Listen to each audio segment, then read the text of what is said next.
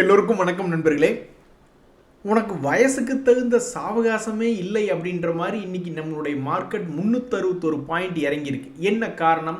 உலக பங்குச்சந்தைகள் எடுத்து பார்க்கும்போது எல்லாமே 2% 1% மிக முக்கியமான அமெரிக்காவில் பெரிய அளவில் இறங்கியிருக்காங்க. அதனால் நம்ம மார்க்கெட்டுமே இன்னைக்கு 361 பாயிண்ட் என்பது கிராஷ் ஆயிடுச்சு. ஸோ நம்ம மார்க்கெட்டில் இன்னைக்கு பிளாக் ஃப்ரைடே கும்பாசாமி வருகை அப்படின்னு 361 பாயிண்ட் நிஃப்டி இறங்குறதுக்கு இதுதான் காரணம். இதில் இன்னுமே ஒரு டீட்டெயிலான விஷயம் என்னென்னா, ஈரானில் நடக்கக்கூடிய சண்டையை நிறுத்துறதுக்கு அமெரிக்கா நீ பாட்டுக்கு உன் சௌரியத்துக்கு 15 பாயிண்ட் எழுதி தருவேன், அதை நாங்கள் அக்செப்ட் பண்ணுமா அப்படின்னு சொல்லி அதை நிராகரிச்சிட்டாங்க. அப்போ இதனால் என்ன ஆகுது? ஏப்ரல் 6ஆம் தேதி மிகப்பெரிய ஒரு கிளைமேக்ஸ் அப்படின்னு. ஸோ இந்த சமயத்தில் தான் ஒரு நண்பர் சொல்கிறாரு, தியாகு நீங்கள் பிளாக் மண்டே பிளாக் ஃப்ரைடேன்னு வீடியோ போடுறதுக்கு பொதுவாக மொத்தமாகவே நீங்கள் பிளாக் இயர்னு சொல்லிவிடுங்க, இந்த 2026 ஒரு கும்பா வருஷம் அப்படின்ற மாதிரி மனசு நொந்து போயிட்டார். உண்மையிலேயே நண்பர்களே, இந்த பிரச்சனையை நம்ம அண்டர் எஸ்டிமேட்டே பண்ண முடியாது. நம்ம பார்லிமெண்ட்டில் ஆல்ரெடி வார்னிங் கொடுத்துட்டாங்க, பிலிப்பைன்ஸ் போன்ற நாடுகளில் நேஷ்னல் எமர்ஜென்சி அப்படின்னு சொல்லிட்டாங்க. ஸோ இது ஒரு சாதாரண விஷயமே கிடையாது. இது மிகப்பெரிய, அந்த நண்பர் சொல்கிற மாதிரி ஒரு மிகப்பெரிய ஒரு கும்பா வருஷமாக இருந்து கடும் கிராஷ் ஆச்சுன்னு வச்சிங்களேன். பல பேர் டிவிடெண்ட் போர்ட்ஃபோலியோவை டோட்டலாக ஈக்குட்டி க்ரோத் போர்ட்ஃபோலியோவை மாற்றிடுவாங்க. அந்த மாதிரி கூட்டத்தோட கூட்டமாக நானும் டிவிடெண்டுகளுக்கு பொதுவாக ஏதாவது முக்கியமான க்ரோத் கம்பெனிகள்லாம் பழையபடி, ஒரு உதாரணத்துக்கு டாடா மோட்டர் 100 ரூபாய்க்கு கீழே போய் விழுகுது, டாடா ஸ்டீலு அதே மாதிரி 100 ரூபாய்க்கு கீழே போய் விழுகுது, ஐஓசி 50 ரூபாய்க்கு போகுதுன்ற மாதிரி கடும் சரிவு மட்டும் இந்த வருஷத்தில் வந்துருச்சுன்னு வச்சிங்களேன். பல பேர் டிவிடெண்ட் போன்ற சின்ன ரொம்ப சேஃப்டியான இதை அப்படியே போர்ட்ஃபோலியோவை மாற்றி க்ரோத் போர்ட்ஃபோலியோக்குள்ளே போயிடுவாங்க. எதுக்கு? மொத்தமாக வாங்கி வச்சுட்டு 5 வருஷம் கழித்து மீட் பண்ணிக்குவோம் அப்படின்ற மாதிரி எந்திரிச்சு போயிடுவாங்க. ஸோ அப்படி ஒரு கும்பா வருஷம் வர்றதுக்கு அருமையான வாய்ப்பு இந்த வருடம் அப்படின்ற மாதிரி பல பேர் யூகிக்கிறாங்க. நண்பர்களே, என்னதான் மூடி மறைச்சு பண்ணினாலும் அமெரிக்கா அந்த எனர்ஜி, அந்த ஆயிலுக்காக தான் இந்த சண்டை என்பது சொல்கிறாங்க. ஏன்னா கல்ஃப் ஏரியாவில் அவன் வச்சதான் சட்டம். சவுதி அரேபியாவிட்டும் யாராக இருந்தாலும் அமெரிக்கா சொல்கிறதான் கேட்டாங்க. ஆனால் இந்த ஈரான் தான் ஒன்று எதிர்த்துக்கிட்டு இருக்காங்க. அவங்ககிட்ட ஆயிலும் இருக்குது. அவங்ககிட்ட ஆயில் இல்லைன்னு வச்சுக்கிங்களேன், நீ அந்த கடல் ஏரியாவில் மீன் பிடி, இல்லைன்னா சிப்பிக்குள் முத்துன்னு போய் முத்து கூட எடுத்துகிட்டு எந்தையோ வியாபாரம் பண்ணிட்டு எங்களுக்கு என்ன கவலை அப்படின்ற மாதிரி விட்டுட்டு போயிடும். ஆனால் அவன்கிட்ட ஆயில் இருக்குது. ஸோ கண்டிப்பாக அந்த ஆயில் எடுக்கிறதுக்காக ஒரு 50,000 மிலிட்ரி பர்சன்ஸை அமெரிக்கா இறக்க, இவங்க பதிலுக்கு 1 லட்சமோ 10 லட்சமோ இவங்க ஒரு போர் வீரர்களை தயார் பயங்கரமான பிரச்சனை என்பது மார்க்கெட்டே ஏன்னா யார் அண்டர் எஸ்டிமேட் பண்ணுறதுக்கு இது ஒரு சின்ன பிரச்சனை இல்லை.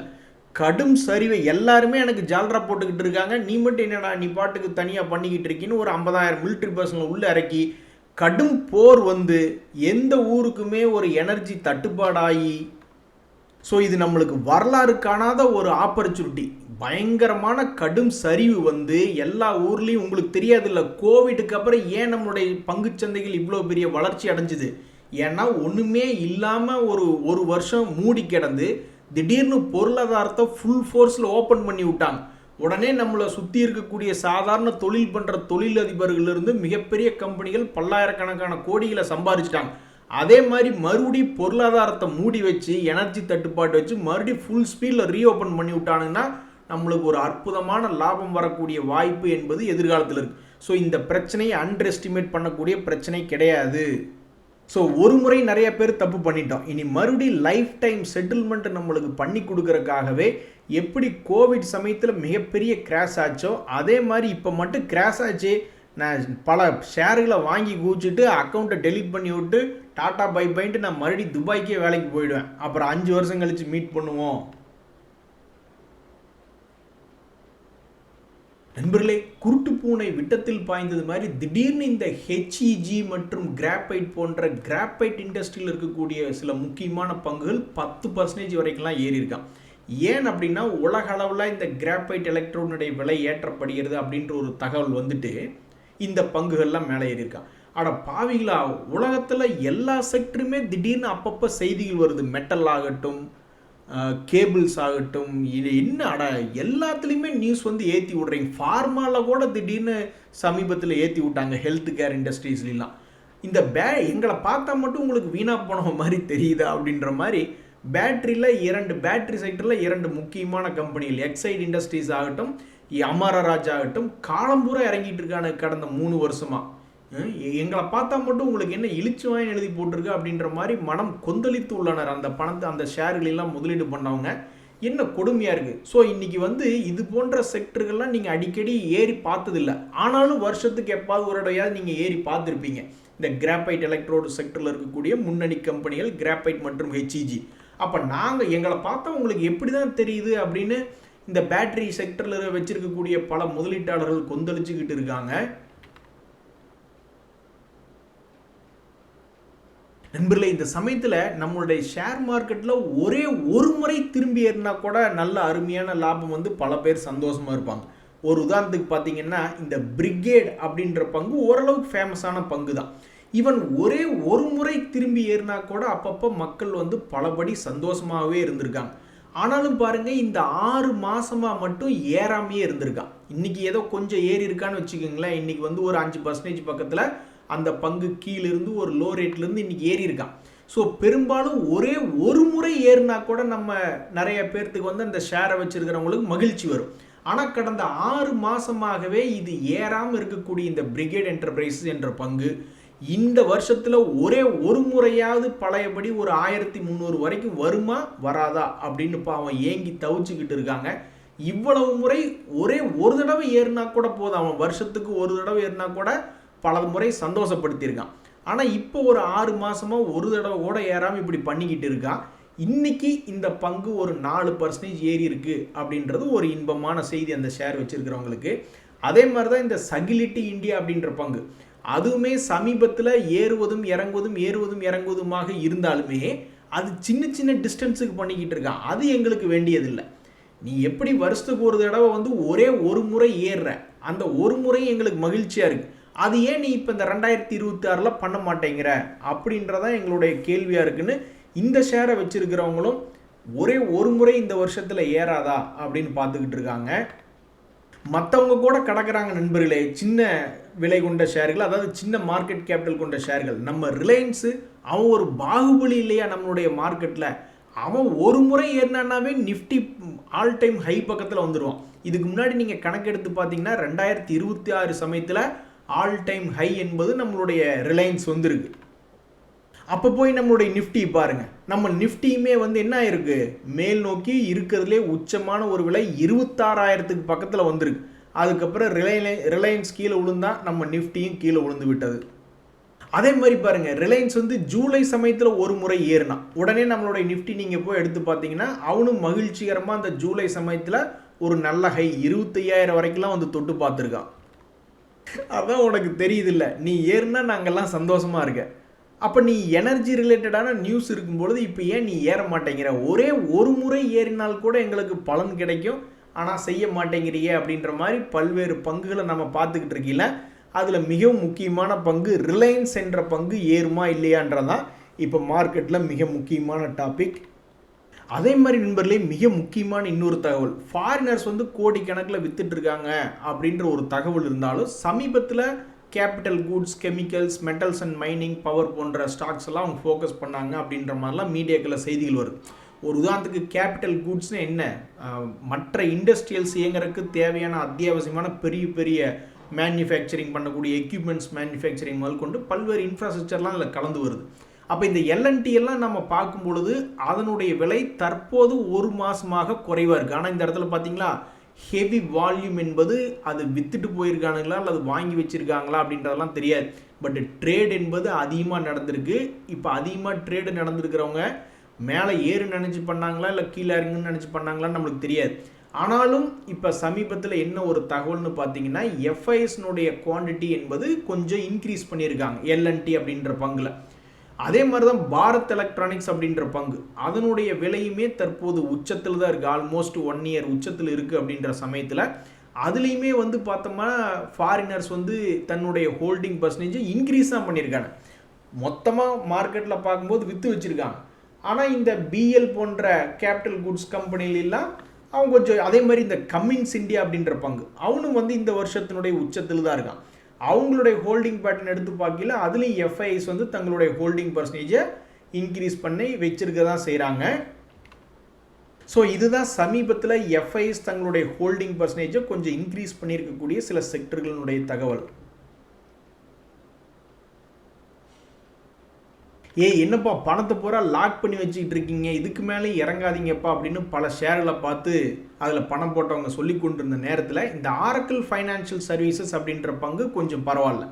ஏன் அப்படின்னா போன வருஷத்தினுடைய லோ பக்கத்திலே போய் விழுந்த பங்கு தற்போது ஒரு 10% என்பது ஏறி இருக்கு. இன்னும் தொடர்ந்து ஏறி தன்னுடைய பழைய ஹைக்கு இது வரப்போகுதா அல்லது இன்னுமே கீழே இறங்கி இன்னொரு முறை கீழே போகுதா அப்படின்றது தெரில. பட் தற்போது இன்றைக்கு பார்க்கல சமீபத்தினுடைய லோலிருந்து ஒரு 10% என்ற ஏரிய பங்குகளில் இந்த ஓஎஃப்எஸ்எஸ் அப்படின்ற பங்கு இருக்குது. இன்றைக்கி மட்டுமே அதில் 5% ஏறி இருக்குது. அதே மாதிரி தான் இந்த என்ஹெச்பிசி அப்படின்ற பங்கு நல்ல ஒரு பெரிய பெட்ஷீட்டாக எடுத்து பணம் போட்டு வச்சுருக்கிறவங்களுடைய தலையோடு சேர்த்து காலோடு சேர்த்து கையோடு சேர்த்து மொத்தமாக பாடியே க்ளோஸ் பண்ணி வச்ச மாதிரி இந்த என்ஹெச்பிசி அப்படின்ற பங்கில் வந்து கடந்த ஒரு வருஷமாக பணத்தை போட்டுட்டு பெரிய ஏற்றம் இல்லாமல் இறக்கம் இல்லாமல் அப்படியே வந்து பார்த்துக்கிட்டு இருக்காங்க. ஒரு வருஷம் இல்லை, 2024 கணக்கு தான். செப்டம்பர் மாதத்துலேருந்து கிட்டத்தட்ட 2 வருஷம்னு கூட கணக்கு வச்சுக்க வேண்டியதாக இருக்குது. அப்போ இது போன்ற பங்குகள்லாம் வந்து பணத்தை முடக்கி வச்சுருக்காங்க. இதுக்கு மேலே இறங்காமல் இருக்கிறதே நீங்கள் பெரிய செய்யக்கூடிய பெரிய சாதனை அப்படின்ற மாதிரி இந்த ஷேரை வச்சுருக்கிறவங்க ஃபீல் பண்ணிக்கிட்டு இருக்காங்க. ஸோ 2 வருஷமாக மூவ்மெண்ட் ஆகாமல் இருக்கியே, அப்படி நீ என்ன ரொம்பவுமே கும்பா குட்டியான ரிசல்ட்டை கொடுத்துட்டியா அப்படின்ற மாதிரி பார்த்தோம்னா அவங்க எப்பவும் செய்யக்கூடிய ஒரு 1000 கோடி வருமானத்தை தான் சமீபத்தில் கொடுத்துக்கிட்டே இருந்தாங்க. போன டிசம்பர் குவார்ட்டரில் தான் அவங்களுடைய சேல்ஸ் என்பதும் குறைச்ச மாதிரி லாபத்து என்பதையும் குறைச்சி ஒரு மாதிரி கொடுத்துருக்காங்க. ஸோ அப்போ இந்த பங்கு இவ்வளவு நாள் செஞ்சு கொண்டு இருந்திருக்கக்கூடிய மாற்றத்தை மாற்றும்படியாக ஏதாவது பெரிய அளவில் ஏறியோ அல்லது பெரிய அளவில் இறங்கியோ மாற்றத்தை கொண்டு வருமா அப்படின்ற மாதிரியான கேள்வியெல்லாம் இந்த என்ஹெச்பிசி அப்படின்ற ஷேரில் போயிட்டுருக்கு. அதே மாதிரி எவ்வளவு தான் குவாலிட்டியாக எவ்வளவு தான் லட்சம் கோடியாக சம்பாரிச்சிட்டு இருந்தாலும் நண்பர்களே, ஒரு ஷேரில் குவாலிட்டி இருந்தாலும் சரி, அந்த ஷேரினுடைய விலை மேலே ஏறினா மட்டும்தான் நம்மளுக்கு மகிழ்ச்சி. இல்லைன்னா என்ன ஆகும், அவங்ககிட்ட எல்லாமே இருக்குது, ஆனாலும் அந்த ஷேர் ப்ரைஸ் கீழே போய் கும்பா பாடிச்சுன்னா அதனால் ஏதாவது ஒரு சந்தோஷம் வருமா? அப்படித்தான் இந்த ஹிந்துஸ்தான் பெட்ரோலியம் அப்படின்ற பங்கெல்லாம் ஒவ்வொரு குவார்ட்டர்லையும் 4000 கோடி நண்பர்களே, 4000 கோடி சம்பாரிச்சுக்கிட்டு இருக்கான். இப்போ பார்த்தீங்கன்னா ஒரு வருஷத்துக்கு ஆல்மோஸ்ட் 10,000 கோடி 15,000 கோடின்னு கடந்த சில வருடங்களாக லாபத்தை காமிச்சு கொண்டு இருக்கக்கூடிய இந்த ஹிந்துஸ்தான் பெட்ரோலியம் அப்படின்ற பங்கு சமீபத்தில் பாவம் இறங்கி போச்சு. நல்லா பயங்கரமாக லாபம் செய்யக்கூடிய பங்கு தான். ஆனால் பயங்கரமான வீழ்ச்சி ஆனதுக்கப்புறம் இனி எந்த பக்கம் மூவ் பண்ணாலும் ரொம்ப பயங்கரமான மூவ்மெண்ட் பண்ண வேண்டியதாக இருக்கும் போலையே அப்படின்னு பல பேர்த்த யோசிக்க வச்சுக்கிட்டு இருக்கான். நீ பண்ணுறதெல்லாம் பண்ணுற, கீழே விழுந்தாலும் எங்களுக்கு கவலை இல்லை, ஒரே ஒரு முறையாவது மேலே வந்து உச்சத்தை தொட்டுட்டு கீழே விழுந்தீங்கன்னா எங்களுக்கு பிரச்சனை இல்லை அப்படின்ற மாதிரி இந்த ஷேரில் வாங்கி லாக் ஆனவங்களாம் நினச்சிக்கிட்டு இருப்பாங்க. ஸோ பல ஷேர்கள் வந்து போன வருஷம் அல்லது ப்ரீவியஸ் சப்போர்ட்டில் வந்து விழுகும் பொழுது சரி அந்த கீழே விழுந்த வீழ்ச்சியை பயன்படுத்தி பார்க்கலான்னு பல ஷேர்களை பணம் போடும் பொழுது சில பேர் நம்மளை நொந்து நூடுல்ஸாக வச்சிடறான். ஒரு உதாரணத்துக்கு பார்த்தீங்கன்னா இந்த என்பிசிசி இந்தியா அப்படின்ற பங்கு தன்னுடைய சப்போர்ட் பக்கத்தில் வந்து விழுந்துட்டு இன்னும் அது பதிலே சொல்லலை, ஏறுவானா இறங்குவானா அப்படின்றது இப்போ வரைக்கும் தெரியல. இந்த லெவல் வந்து கிட்டத்தட்ட 1 மாதம் ஆச்சு. ஆனால் அதே சமயம் சில பங்குகள் வந்து லோவில் வந்து விழுந்துட்டு சம்பாரிச்சு கொடுத்துட்றான். இன்றைக்கி நீங்கள் போய் பார்த்தீங்கன்னா ஓஎன்ஜி ஷேர் 3% ஏறி இருக்கும், அதை விட்டுருங்க. ஆனால் இதுக்கு முன்னாடி சப்போர்ட்டில் வந்து விழுந்ததுக்கப்புறம் எவ்வளவு தூரம் ஏறி இருக்கான்னு பாருங்கள்.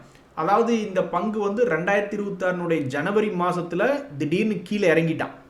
அது எந்த லெவல்னா அதுக்கு முந்தின வருஷம் ஆகஸ்ட் மாதம் ஆல்மோஸ்ட் 6 மந்த் லோ அப்படின்ற இடத்துல போய் விழுந்ததுக்கப்புறம் இப்போ கணக்கெடுத்து பார்த்தீங்கன்னா 25% என்பது சம்பாரிச்சு கொடுத்துருக்கான். ஸோ பல பேர் வந்து பல ஷேர்களில் லோ ப்ரைஸ் வந்துருச்சேன்னு சொல்லி பணத்தை அந்த இடத்த பயன்படுத்திக்கலான்னு பணத்தை போடுறாங்க.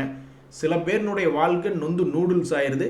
சில பேர்த்துக்கு 2-3 மாதத்துலேயே, இப்போ ஜனவரிக்கும் ஏப்ரல் இப்போ மார்ச் கடைசி தானே வந்திருக்கோம், 3 மாதத்துலேயும் இவன் 25% சம்பாரிச்சு கொடுத்துருக்கான் ஓஎன்ஜிசி. அதாவது ஷேர் மார்க்கெட்டில் ஒரு கண்டிஷன் போட்டுறணுமா, ஏறுறதுனா எல்லாரும் ஒட்டுக்கா ஏறுங்கடா, அதே மாதிரி இறங்குற மாதிரி இருந்தாலும் ஒட்டுக்கே எல்லோரும் இறங்குங்க, மாற்றி பண்ணாதீங்க அப்படின்ட்டு. அதனால தான் ஸ்டாக் மார்க்கெட்டில் என்ன கண்டுபிடிச்சிருக்காங்க, அந்த நிஃப்டி 50 இண்டெக்ஸை கண்டுபிடிச்சிருக்காங்க. அந்த இண்டெக்ஸ் வந்து இப்படி ஒரு தடவை இறங்கும் ஒரு தடவை ஏறும், மாற்றி பண்ணிக்கிட்டே தான் இருக்கும். ஸ்டாக்குகளை பொறுத்த வரைக்கும் தான் கீழே விழுந்தவன் எப்போ ஏறுவான் எப்போ இறங்குவான்னு யாருனாலையும் சொல்ல முடியாது. சில பேர்த்த நோகடிச்ச கிளியாக 6 மாதம் 1 வருஷமெல்லாம் ஏறாத பங்குகள்லாம் எத்தனையோ இருக்குது. ஒரு உதாரணத்துக்கு இந்த அக்மி சோலார் அப்படின்ற பங்கு இன்னைக்கு 5% ஏறி இருக்கு. ஏன்னா எனர்ஜி ரிலேட்டடான நியூஸை வச்சுக்கிட்டு எப்படியோ லோ ரேட்லேருந்து ஒரு 30% பக்கம் ஏறிட்டான்னு கணக்கு வச்சுக்கிட்டிங்கனாலுமே அது போன வருஷம் நவம்பர் மாதமே இந்த ரேட்டு வந்து விழுந்துட்டான். உங்களுக்கு புரிஞ்சுது இல்லை? யாராவது ஒருத்தர் வந்து இப்போ ஸ்மார்ட் மணி கான்செப்டில் வந்து மேலேருந்து கீழே விழுந்துக்கிட்டு இருக்கு, எப்படியோ ஒரு 6 மந்த் லோ அப்படின்ற மாதிரி இந்த 266 ரூபா ரேஞ்சில் போன வருஷம் நவம்பர் மாதத்தில் என்ட்ரு ஆகியிருந்தாலுமே அந்த பங்கு என்ன ஆயிருக்கு, அந்த இடத்துல சப்போர்ட்டை பிடிச்சி அவன் மேலே ஏறல. அவன் சப்போர்ட்டை பிடிச்சி மேலே ஏறக்கு பொதுவாக கீழே போய் விளையாண்டுக்கிட்டே இருந்துக்கிட்டு இப்போ எனர்ஜி ரிலேட்டடான நியூஸ் இருக்கிறதுனால அந்த பழைய ரேட்டுக்கிட்ட வந்திருக்கான். ஸோ இந்த இடத்துல பிரேக் அவுட் ஆகி மேலே போயிட்டான்னா மகிழ்ச்சி தான், மறுபடியும் கீழே போயிட்டான்னா என்ன பண்ணுறது? ஸோ எந்த பங்கு எப்போ நல்ல இடத்துக்கு வரும், எப்போ நல்லா ஆடுவான், எப்போ கும்பா பாடுவான்றது யாருக்கும் தெரியாது. ஸோ லோவில் வந்து விழுந்துதா அதை பயன்படுத்தி பார்ப்போம்னு சில பேர்த்துக்கு உதவிகரமாகவும் இருக்குது. 2-3 மாதத்துலேயே 20-30% சம்பாதிக்கிறவங்களும் இருக்காங்க. 6 மாதம் கழித்து மறுபடி வாங்கின விலைக்கே திரும்பி வந்தவங்களும் சில பேர் இருக்காங்க. ஸோ கண்டுபிடிக்கவே முடியாது. இந்த சமயத்தில் பாரதி ஏர்டெல் அப்படின்ற பங்கு மிகவும் முன்னணியான பங்கு. அந்த பங்குமே சமீபத்தில் ஒரு 6 மந்த் லோ அப்படின்ற மாதிரி வந்து விழுந்திருக்கான். ஏன் 1 இயர் லோன்னு கூட வச்சுக்கிடுங்களேன். ஸோ இந்த 1 இயர் லோலேருந்து இது போன்ற பங்குகள் மறுபடியும் சில பேர் யோசிச்சுக்கிட்டு இருப்பாங்க. நேற்றெல்லாம் பார்க்கல அதில் டெலிவரி பர்சன்டேஜ் என்பது இருந்தது. அப்போ இங்கே இருந்து ஏறுமா இல்லையா, பயன்படுத்தி பார்க்கலாமான்னு சில பேர் யோசிச்சுட்டு இருப்பாங்க. அது பயன்படுத்தி மேலே வந்துட்டா அது ஜாலியாக இருந்த கிளி, இல்லைன்னா நொந்த கிளி அப்படின்ட்டு போக வேண்டியதுதான். அதில் பாருங்கள், ஒரு நண்பர் சொல்கிறாரு க்ரூட் ஆயில் மட்டும் $180 வரட்டும் அப்படின்னு போட்டிருக்காரு. வந்தால் என்ன ஆகும், மார்க்கெட்டே டோட்டல் கும்பாயிரும், நான் ஸ்டாப் கும்பா ஆகிடும். நான் அதுக்கு தாங்க உட்காந்துக்கிட்டு இருக்கேன். என்றைக்காவது ஒரு நாள் மார்க்கெட் நல்லா கிராஷ் ஆச்சுன்னா அதில் கொண்டே முதலீடு பண்ணிவிட்டு அதை பார்த்துக்கிட்டே இருந்தால் சும்மா ஒரு 10-20% ஏறினாலும் விற்று விட்ருவோம், இறங்கினாலும் எந்தையாவது ஒன்று பண்ணிக்கிட்டே இருப்போம்.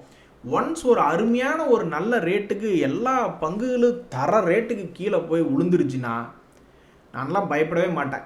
ஏன்னா ஸ்டாக் மார்க்கெட்டினுடைய டிசைனே 5 வருஷத்துக்கு ஒருக்காவோ 10 வருஷத்துக்கு ஒருக்காவோ எப்பாவது ஒரு இடம் கிராஷ் ஆகிடுச்சுன்னா அதுக்கப்புறம் அவனுடைய புல் ரன் வந்து பெரிய அளவில் தான் இருக்குது, இந்தியாவை பொறுத்த வரைக்கும் குறைஞ்சபட்சம். அதனால் பல ட்ரேடர்கள் கலக்கமாக இருந்தாலும் எனக்கு கலக்கம் இல்லை. பெரிய கிராஷ் வரட்டும், க்ரூட் ஆயில் பெருசாக ஏறட்டும், நீங்கள் இந்த சண்டையை மட்டும் நீங்கள் அண்டர் எஸ்டிமேட்டே பண்ணிடாதீங்க. ஒரு 2000-4000 பாயிண்ட் நிஃப்டி என்பதையெல்லாம் மாற்றத்தை கொண்டு வரக்கூடிய சக்தி தான் இந்த ஈரான் வார். அது நல்லபடியாக க்ளோஸ் ஆனாலும் சரி, அல்லது அங்கே ஏதாவது பிரச்சனையாகி அந்த ஆயில் இண்டஸ்ட்ரியே இவங்க அமெரிக்கா எடுத்துக்கிட்டாலும் சரி, ஏதோ ஒன்று 4000 பாயிண்ட் நிஃப்டியை சுற்றி விடுறதுக்குண்டான வேலையைத்தான் அவனுக்கு பார்த்துக்கிட்டு இருக்கிறதாக பல பேர்த்தினுடைய எண்ணமாக இருக்குது. ஸோ என்னை பொறுத்த வரைக்கும் பெரிய கிராஷ் ஆகிறது எதுக்குன்னா மறுபடியும் நம்மளுடைய போர்ட்ஃபோலியோ மிகப்பெரிய ஒரு பச்சை பசையில் மாற்றுறதுக்காக தான் அப்படின்றது என்னுடைய கருத்து. இன்றைக்கெல்லாம் பார்க்கல இந்த எஃப்எஸ்எல் அப்படின்ற ஷேர்லாம் 6% கிராஷ் ஆகிருக்கு. எல்லாம் மிக்சடாக பண்ணுறானுங்க. டெக்னாலஜி பங்குகளில் சிலதெல்லாம் ப்ளஸ்ஸில் இருக்குது, சிலதெல்லாம் கிராஷ் பண்ணி விட்ருக்காங்க. ஏதோ ஒன்று அவங்களுக்குள்ளேயே டெக்னாலஜி செக்டருக்குள்ளேயே பெரிய வியாபாரம் பண்ணக்கூடிய பெரிய வியாபாரிகளே மாற்றி யோசிச்சுட்டு இருக்காங்க. சில பேர் ஏறுன்னு சொல்லி சில பங்குகள் எடுத்து வச்சுருக்காங்க, சில பங்குகளை பிடிச்சி கிராஷ் பண்ணி விட்ருக்காங்க 4-5%. என்ன அப்படின்றது தெரியல. இந்த சமயத்தில் இந்த ஸ்விஃப்ட் லெபார்டரிஸ் அப்படின்ற பங்கெல்லாம் எப்படி பச்சை பசேல்னு மாறி இருக்கு பாருங்க. எவ்வளோ பெரிய கிராஷ், 60 ரூபா வரைக்கும் போயிட்டு இப்போ 130 ரூபாய்க்கு ட்ரேட் ஆகிட்டு இருக்கான். இப்படி வருஷத்துக்கு ஒரு 50%, 100% கிடச்சிதுன்னா கூட ரொம்ப சந்தோஷமாக இருக்குமே. அப்படின்னா நீங்கள் எவ்வளோ வேணாலும் கிராஷ் பண்ணி விட்டுட்டு மறுபடியும் ஏற்றி விட்டுட்டிங்கன்னா எங்களுக்கு ரொம்ப மகிழ்ச்சியே அப்படின்ற மாதிரி தான் பல பேர் யோசிச்சுட்டு இருக்காங்க. அதனால் நண்பர்களே, இந்த ஈரான் வார் என்பது ஒரு ஆல்ரெடி அவன் 3000 பாயிண்ட் கொண்டு வந்துட்டு அதை நீங்கள் உணர்ந்தீங்களா இல்லையா? இப்போ பாருங்க, நம்ம 26,000க்கு பக்கத்தில் இருந்த அதை விட்டுருங்க, 25,300 25,500க்கு பக்கத்தில் தான் சண்டை. அங்கிருந்து 22,000 வரைக்கும் போய் ஆல்ரெடி 3,000 பாயிண்ட்டுகளை சுற்றி விட்ட சக்தி அந்த ஈரான் வாருக்கு இருக்குங்க நண்பர்களே. அது இது வந்து சாதாரண விஷயம். இன்னுமே நம்மளுக்கு க்ரூட் ஆயில் $180 $200 போயிடுச்சுன்னா இவனுங்க நிஃப்டியை போட்டு தட்டி கொண்டு போய் 15,000 நிறுத்தினாலும் சரி, 10,000 நிறுத்தினாலும் சரி, மறுபடியும் நம்மளுடைய போர்ட்ஃபோலியோ பச்சை பசையில் என்ன மாற்றக்காக தான் அந்த வேலையை பண்ணுறானுங்க அப்படின்ற மாதிரியான ஒரு அர்த்தமாக தான் இருக்கும். நான்லாம் அந்த முடிவோடு தான் இருக்கேன். கிராஷ் ஆகட்டும், அப்புறம் என்னத்தையாவது அவனை எடுத்து வச்சுக்கிட்டு துபாய் கிளம்பிட வேண்டியதான். அப்புறம் எதாக இருந்தாலும் 5 வருஷம் கழித்து பார்த்துக்குவோம். இல்லைன்னா எல்லா பங்குகளும் குறைஞ்சது ஒரு 5 டைம்ஸ் ஏறிட்டும், அப்புறம் பார்த்துக்கலான்ற மாதிரி நான் ஐடியா பண்ணிக்குவேன். இன்றைய தகவல் அனைத்து உங்களுக்கு உதயம் எனக்கு மகிழ்ச்சி. ரொம்ப நன்றி, வணக்கம்.